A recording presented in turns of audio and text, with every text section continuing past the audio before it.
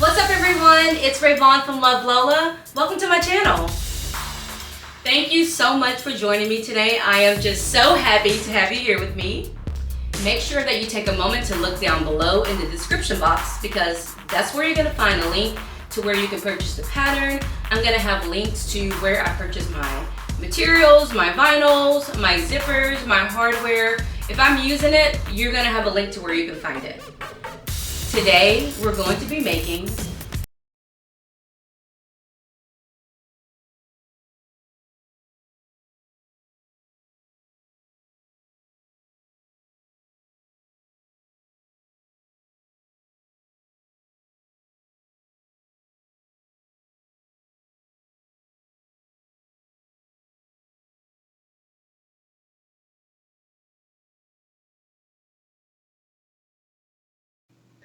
I am not a member of the Oro Rosa testing group, but apparently there was some buckling happening when the bag was turned out. So please take a moment to read in the instructions. Alexis gives some really good suggestions on how you can eliminate that happening.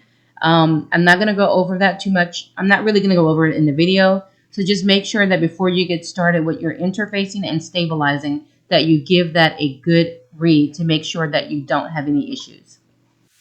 Okay, so I've cut my panel piece. What I did was I took my panel piece template and I laid it on my main panel piece. And then I just cut around it. I didn't want to cut the exact piece because when you quilt, a lot of times it tends to shrink. So I didn't want to cut the exact size of my template yet. Now I did use my template to cut out my foam. And I'm going to use batting as well just because I have it. And I think that the combination of these two is going to be what I'm looking for.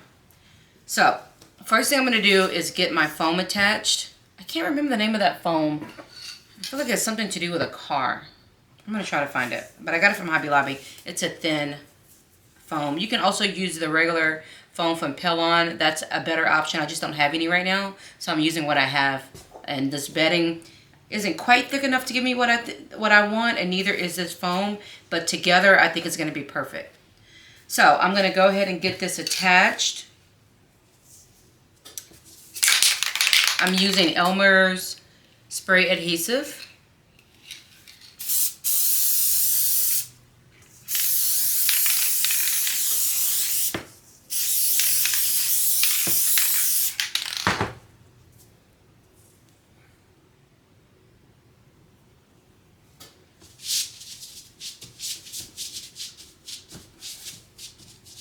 And now I'm going to put my batting right on top of that.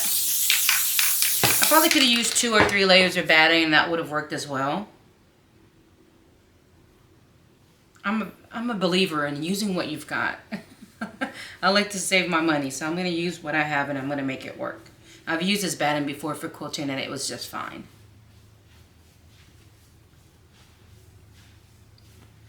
Okay, now I'm going to grab some SF101. Or, no, online. I'm using Sofuse. Alright, now I'm going to take some Sofuse Plus and I'm going to lay it right on top of this panel piece. Alright, and I'm going to go and use my Heat Plus to get that attached.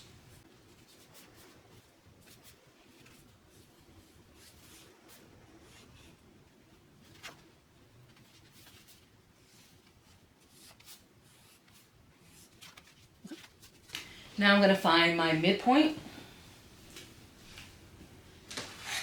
You can place it wherever you want. It's not quite the midpoint because the shape of the bag, I feel like I don't want it to be quite the midpoint, but close enough. Okay, so I've cut out this. I made this in my QuickKit, on my QuickKit, and I just printed it and cut it out. It's 2 L's for LuvLOLA.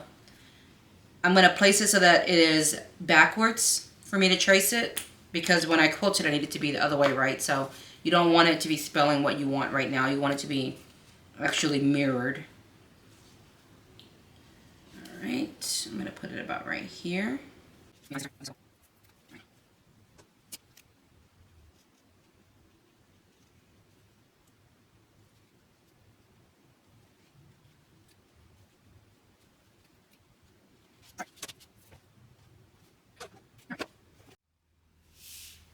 Okay, so I have got my panel. What I did was I traced my panel template onto my pattern piece, but I didn't cut it out because you know when you quilt, sometimes your material will start to shrink up. So I didn't want to risk me losing some of my piece, so I traced out what it is going to be, but I didn't cut it yet in case it changes later. And now I'm just gonna go and sew over those lines. It's much easier if you had an embroidery machine, of course, but I don't, so I'm gonna do it, you know, by hand, and it's gonna be fine. All right, so I'm just gonna find a place to start. Doesn't matter too much where. All right, I'm just gonna find a place to start. It doesn't really matter too much where, because we're gonna be making sure that we leave our thread long whenever we start and finish, so that there's no back stitching on our bag. Let's see. I guess I'll start with the circle, why not? I've done this once before, and the main thing is just to be patient and take your time. And I'm holding on to my thread, because if not, whenever you have an industrial machine, you have to hold on to your thread. But I found that even with my domestic I had before I got this, whenever I was doing some things like this, it helped when I would hold on to the thread in the beginning.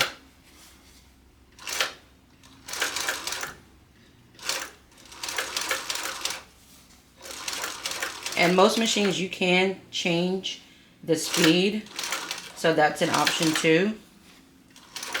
I'm just going to take my time and go very slow.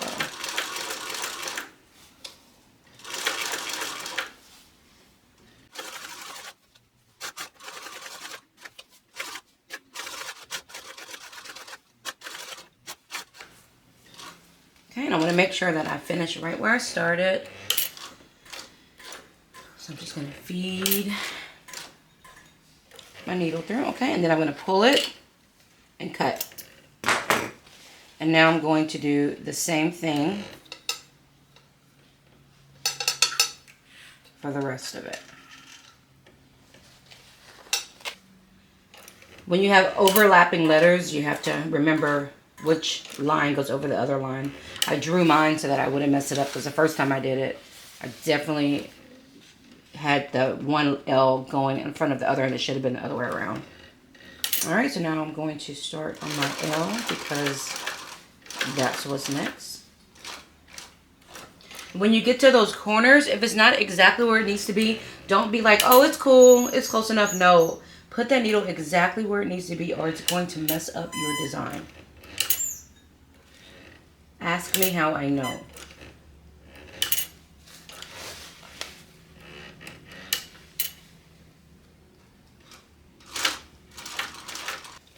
Now, when that stitch was a little bit too long, so I'm just going to raise my foot and then gently scoot my bag back until I am where I need to be, my needle.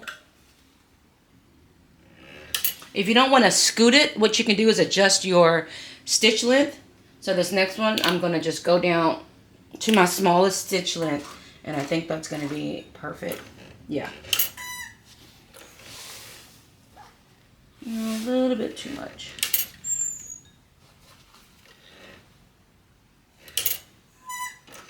There we go. But just remember, if you change your stitch length, to go back to the correct stitch length. I've done that before. Like, oh my God, why is my stitching completely different on half of my letters? So just always remember to go back to what you started with. And also, remember what you started with, because I don't remember what I started with. Jeez.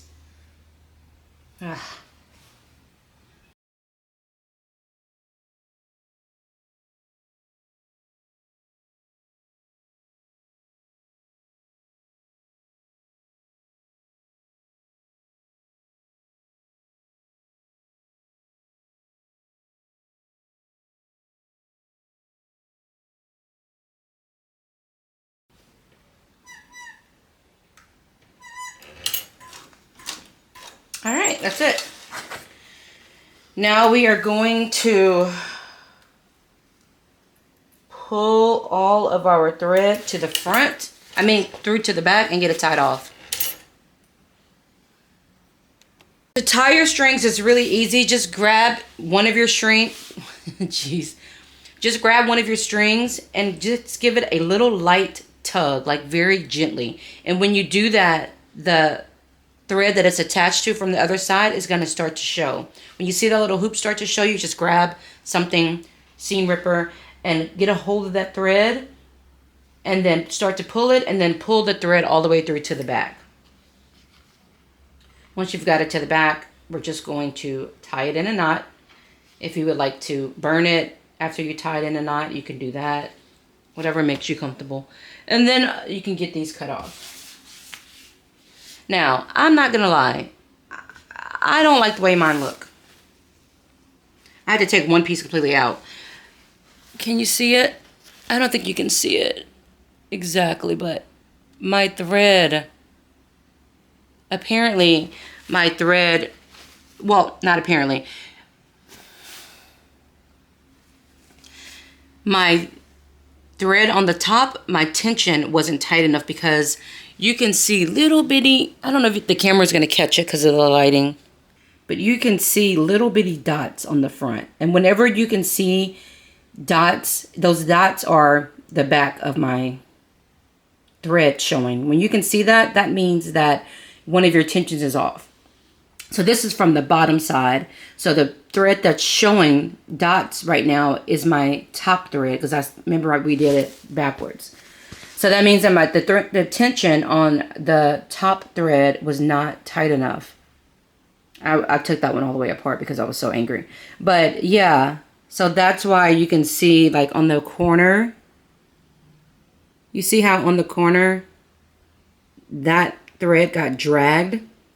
That's because the bottom thread was pulling at it, and as I hit that curve, it yanked it with it instead of it keeping its position.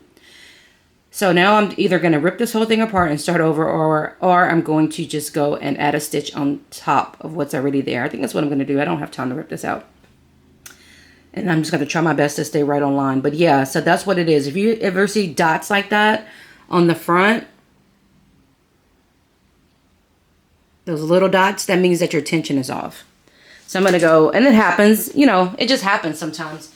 You're sewing with different thread weights, you're sewing with different material weights, you're doing, you know, it just, the tension can't get off. So I'm going to go and get that adjusted and sew right on top of this. All right, here we go.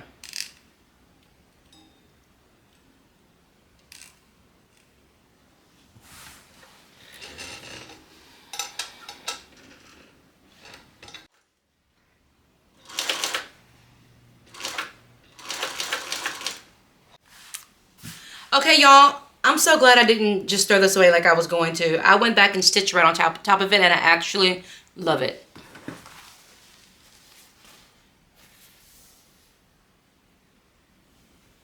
I like the extra definition that the second layer of stitching gave it.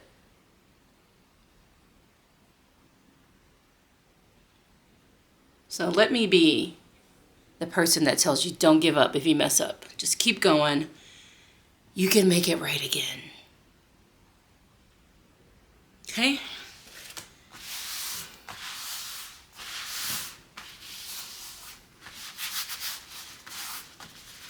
Okay, there's a little bit of pulling going on, but I'm not too concerned. I can always put very, very low heat on my heat press and put this under it and get rid of it. But actually, I don't think I need to. I just kind of played around with it with my fingers and smoothed it out, and I think it's fine. I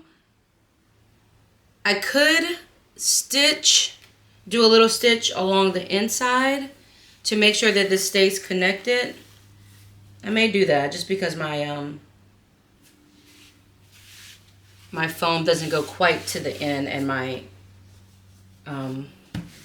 stabilizer is starting to come off. So I'm just going to base a little line right on the inside of my line where I'm going to be cutting it. All right. I love it, I love it, I love it. Oh, let me put my speaker in. I mean my mic. I forgot that I bought a mic. I need to use it. Okay, there we go. All right, looking good, looking good. Now let's go over the hardware that we're going to be using, or all of my materials. This material is part of my Ultra Fabrics collection. It is in cashmere, and it's gorgeous. Right now, all of my Ultra Fabrics are discounted 50% off, so you're looking at about $5 a roll. These are some very high-end materials. They're used in a lot of luxury vehicles, jets, high-end furniture, stuff like that. And I do have it. They usually run between $40 and $120 a yard, but I'm able to offer it for $5 a roll because I have so much, and I have a bunch of new vinyl coming in that I'm so excited about. But anyway, yeah, so I'm trying to get rid of it. I run my business out of my house, and I don't have no more room, y'all. So check out what I have left. Once they're gone, but they're $5 a roll. And so that's what I'm using today. Hardware is going to be all LuvLOLA. Okay, so this, oh my God. So this is a new link. It's like an oversized link that I have, and I'm going to be using it on my bottom panel because I just think that's going to be dope. You're going to need a label if you have one. I'm going to be using my custom made label.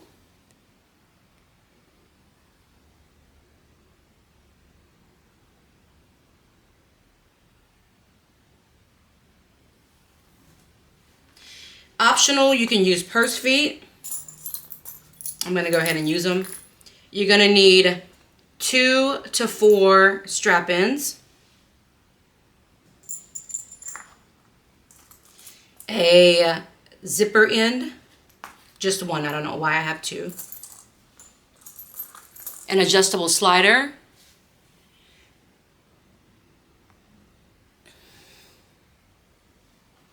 again, I don't know why I have 2. I think I put this together and forgot that I put it together and went and put it together again as far as my hardware. So you only need 1 adjustable slider.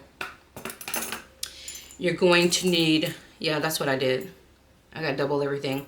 2 triangles. I'm sure you can use a D-ring, but she recommends triangles. 2 zipper pulls.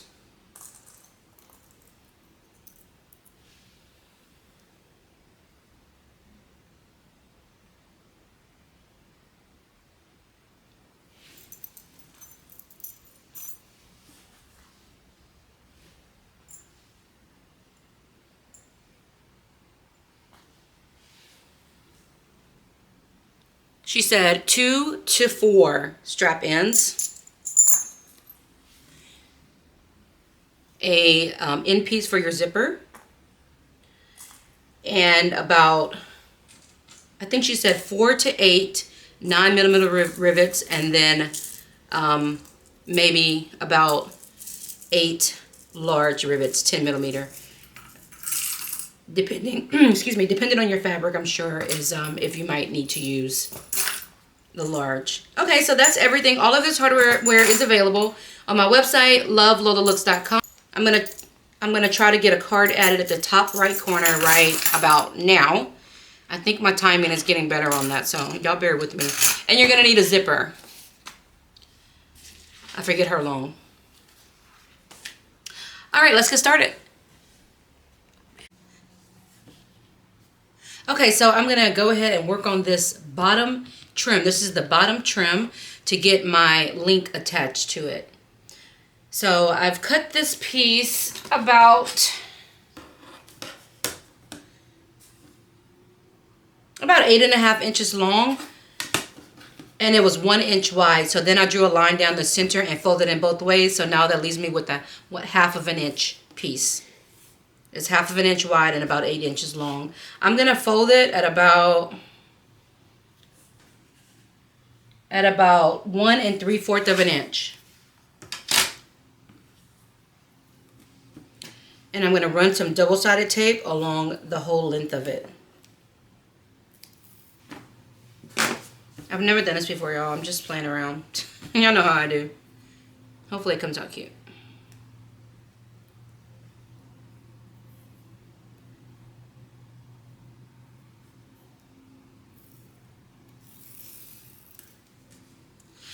Alright, so I took my trim piece and I found the center up and down, and then I drew a line at that center mark, and I drew that line about 1, 2, 3, about 4 inches in from each side, just so I can have a guide on where I'm going to lay this. All right. I'm going to run this over and bend it at that mark that I made earlier.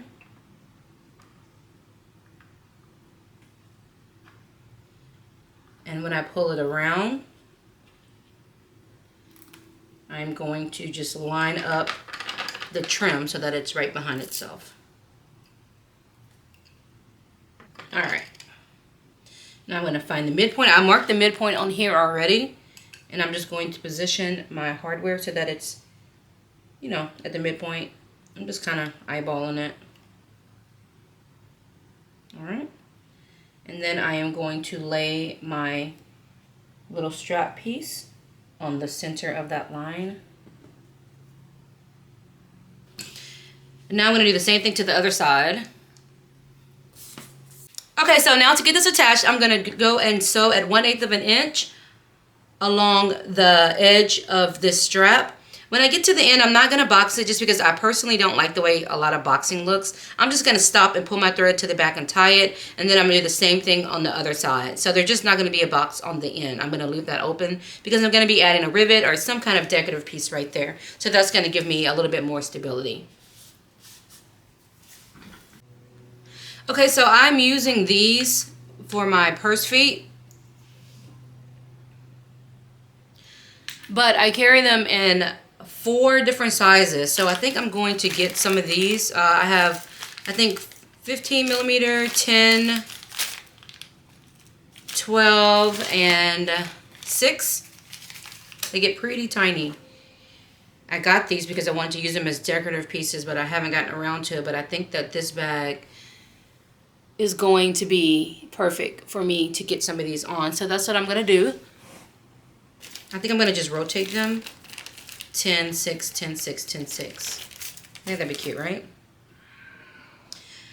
Okay, so let me go ahead and get this measured out. Once I figure out the measurement, I'll come back and let you know. Okay, so I'm going to make my first mark right outside. I didn't measure it, just maybe about 1/4 of an inch from where the hardware ends. And from there, I'm going to make a mark every 3/4 of an inch.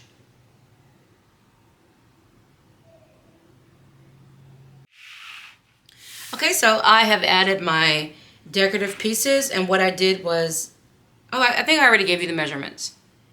Yeah. Okay, so I'm done with that. I'm going to go ahead and trim out the extra little bit of these strap pieces.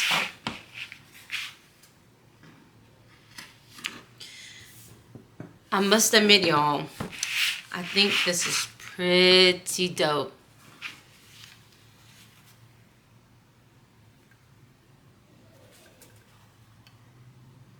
I'm happy with it. I think that looks pretty cool. Okay, next, if you have a label, you can go ahead and get your label added. I decided, since I already put my LuvLOLA, you know, my double L, I didn't want to put my tag that says Lola, so instead I used my custom made tag that I have. I mean, my custom made label. And I think that looks pretty good, so I'm happy with that. Moving on, grab your bottom piece. What you want to do is find your mid mark, so fold it in half, mark.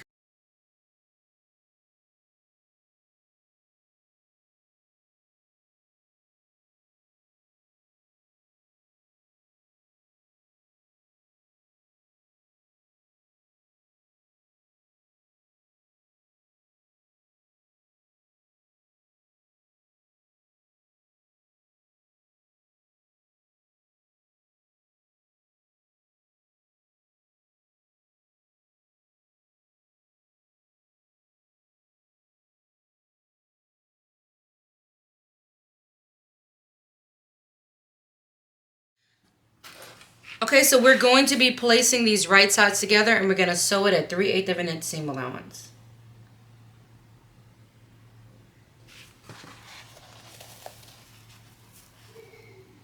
I'm going to find the midpoint. I'm going to match up my midpoints and place it right sides together and get it pinned.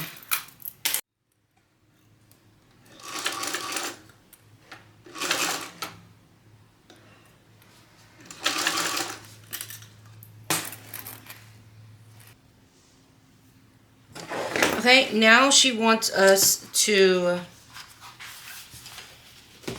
lay our seam, push our seam allowance so that it's open.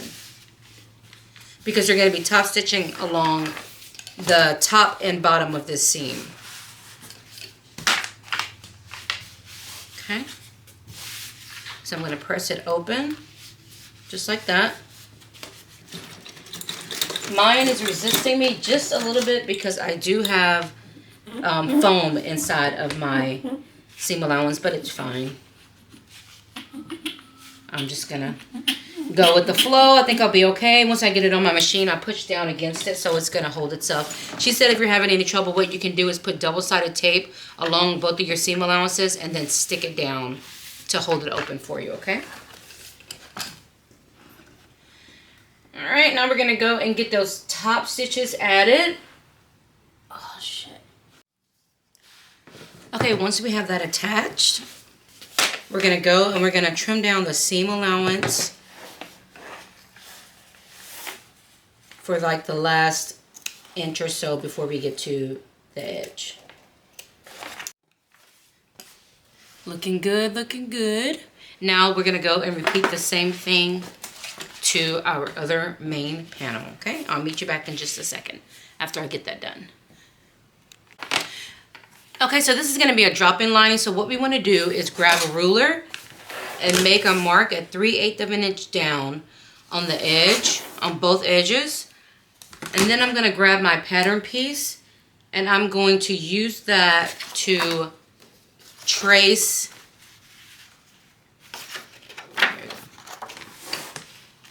this. I'm also going to mark at 3/8 of an inch down at the center.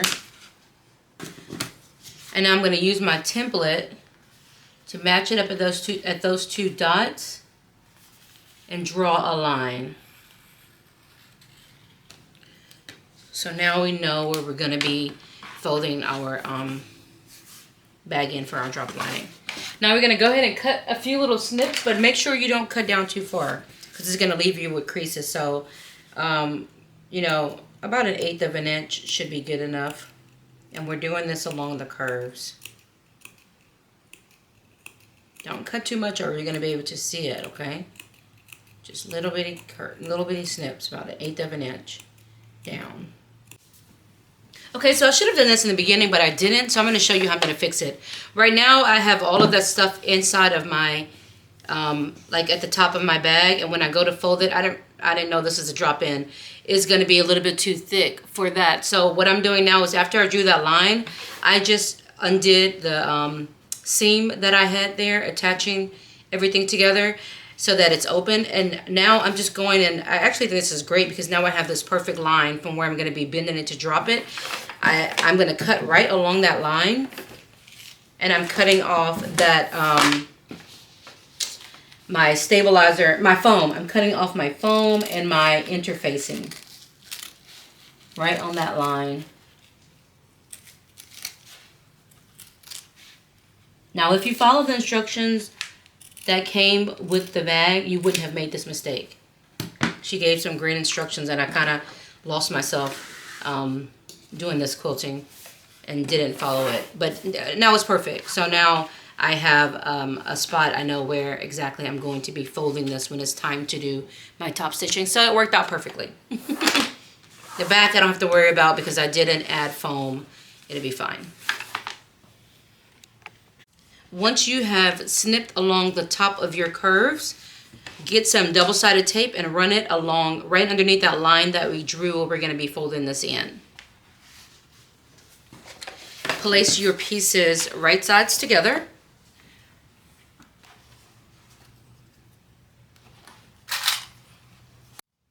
I don't know why, but my end trim piece is a little bit longer than the rest of my bag, so I'm just going to trim that off before I start sewing. I'm just going to follow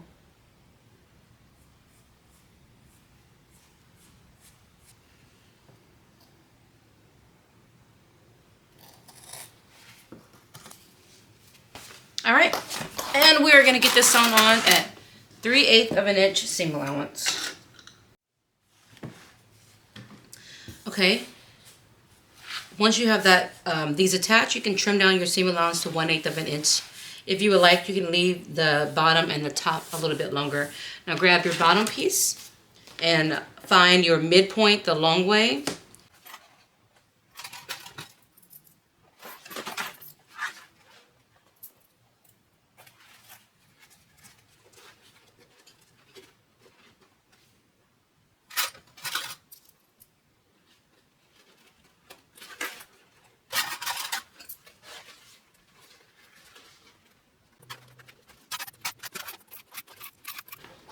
Everything fits perfectly. Okay, now Oro Rosa loves to use staples on her adding her bottom, and I think it's a great idea. So now we're gonna go and get these staples added so that there's no shifting when we get this sewn together on the curves.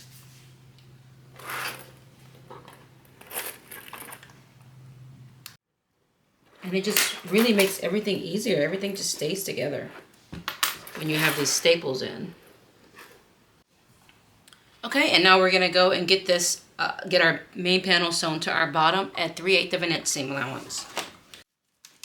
Okay, so now we need to get our staples removed so that we can trim at 1/8 of an inch seam allowance. I did mine right towards the edge, so I don't think I need to remove my staples. I think it'll be fine. If you do though, I found that a needle nose plier is the easiest and fastest way to get these babies out. Okay, I'm gonna go ahead and get this turned out now.